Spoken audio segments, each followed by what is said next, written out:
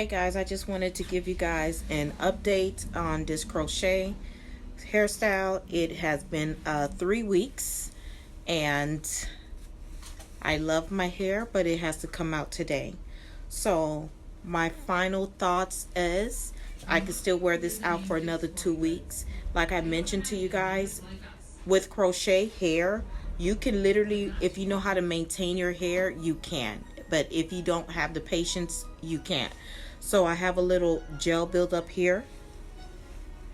And remember, my edges are out on both sides whenever I braid my hair. I never braid my edges. And by braiding your braids small, doing 12 to 13 braids, you can achieve many styles just like on the video, which I'll have a clip of different updos, side. Thank you everyone for watching. I have more crochet styles coming. See you soon.